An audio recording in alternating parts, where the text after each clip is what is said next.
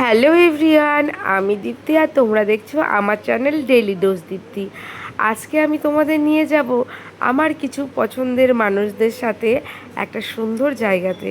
তো সঙ্গে থাকো, পাশে থাকো, দেখতে পাবে আরও অনেক কিছু। আজকে আমি রওনা হয়েছি আলিপুরের যে হাইওয়ে আছে, যে আমাদের জাতীয় সড়ক আছে, সেই জাতীয় সড়ক দিয়ে চলছিলাম। তার দুপাশ দিয়ে যে তার ওয়েদারটা ছিল সেদিনের, তার দুপাশ দিয়ে যে গাছপালা ছিল, সব কিছুই তোমাদের সাথে শেয়ার করছি।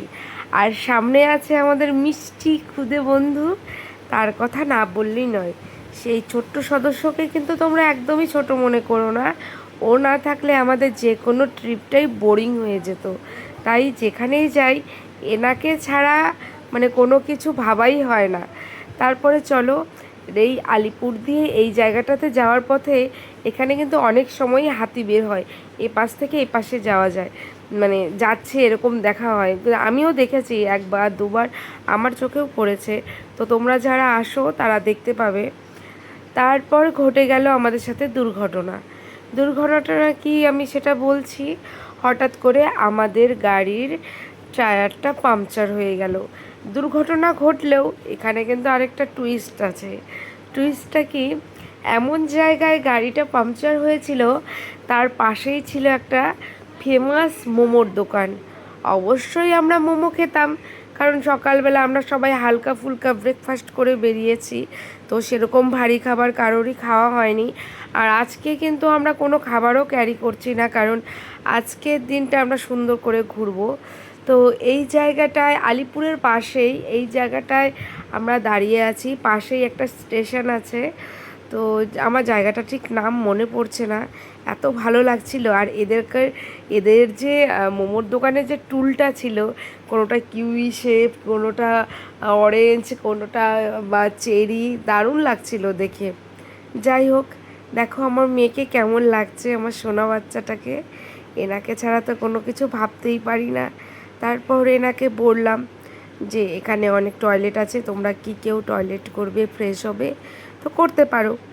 যাই হোক, অবশ্যই আপনারা যখন আসবেন, এটা রাজা ভাত খাওয়ার পথ, অবশ্যই এখানে এসে, এখানেই একটাই মোমোর দোকান আছে, অবশ্যই মোমোটা ট্রাই করবে, জাস্ট দারুণ।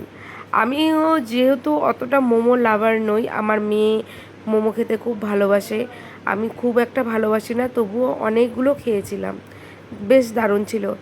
এবার মানে কি বলবো, এবার আমাদের এতটা লেট হয়ে গেল গাড়ি সারাতে, আস্তে আস্তে এখানে সন্ধেই হয়ে গেছে। আজকে এসেছি আমরা জয়গার যে তিস্তা মানে তিস্তা ভিউ পয়েন্ট যেটা আছে, রিভার ক্যাম্প বলে, তো ওই জায়গাটাতে আসছি। অনেকেই বলে তিস্তা রিভার ক্যাম্প, অনেকেই বলে তারপর আরও অনেক নামেই বলে যে এখানে জয়গা রিভার ক্যাম্প, অনেক কিছুই বলে। তো সেই জায়গাটাতেই যাচ্ছি। দেখো এত সুন্দর রিভার ক্যাম্প, ভিউটাও সুন্দর, ছবিগুলোও খুব ভালো আসে, ভিডিও ভালো আসে। কিন্তু এখানে যে যাওয়ার রাস্তাটা খুবই খারাপ, খুব মানে খুবই খারাপ। যারা বাইক নিয়ে আসো তারা অবশ্যই সাবধানে এসো, রাস্তার পরিস্থিতি কিন্তু খুব একটা ভালো না। তো ওই যে লাইটগুলো দেখতে পাচ্ছ পাহাড়ের গায়ে, তো ওখানেই আমরা যাব, একদম নদীর ধারে। এই দেখো প্রত্যেকটা রিসোর্ট এত সুন্দর করে সাজানো, দারুণ লাগছিল।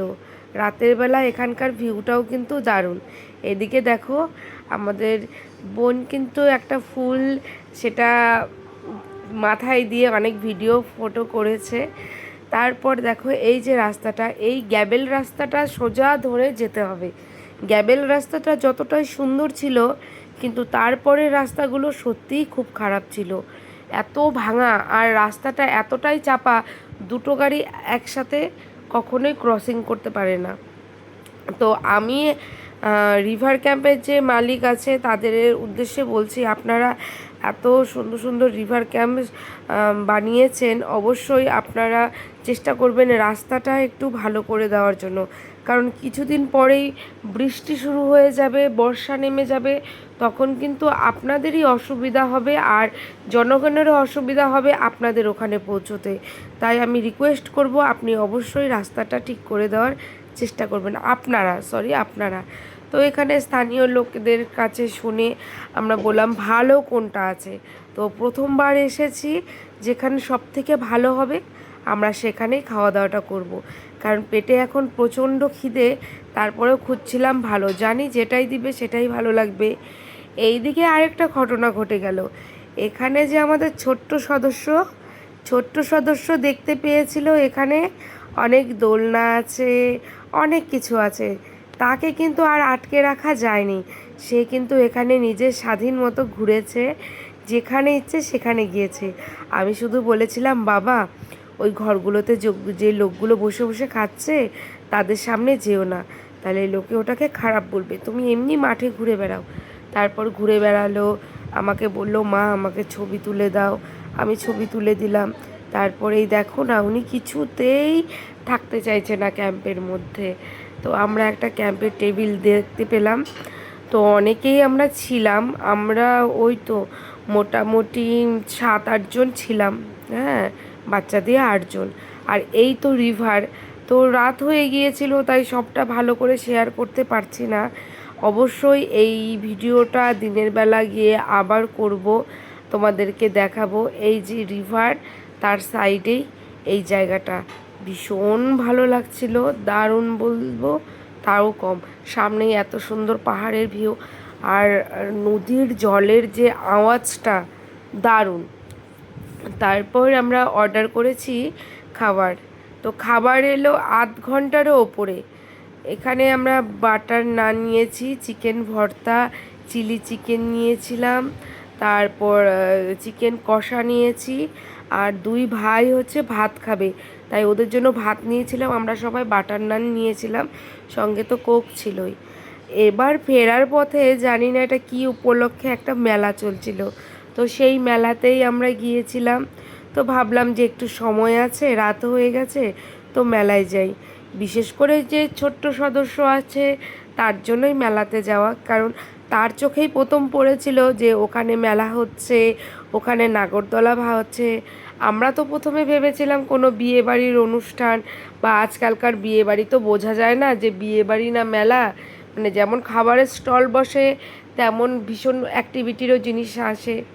তো এবার সব কিছু ঘুরে কেনাকাটা করে এবার বাড়ি ফেরার পালা। অবশ্যই ভিডিওটা ভালো লেগে থাকলে লাইক কমেন্ট শেয়ার করে পাশে থাকবেন, আর নতুন নতুন ভিডিও পড়তে চ্যানেলটি সাবস্ক্রাইব করতে ভুলে যাবেন না। সবাই ভালো থাকবেন, সুস্থ থাকবেন। আবারও নতুন একটা দিন, নতুন একটা বছর, নতুন একটা সময় কেটে যাচ্ছে আমাদের জীবন থাকে, তাই প্রতিটা মুহূর্তই সবাই আনন্দে থাকুন, সুস্থ থাকুন, ভালো থাকুন। আনন্দেও থাকা আর সুস্থ থাকাই কিন্তু আমাদের আজকে চ্যালেঞ্জ হয়ে দাঁড়িয়েছে। ধন্যবাদ।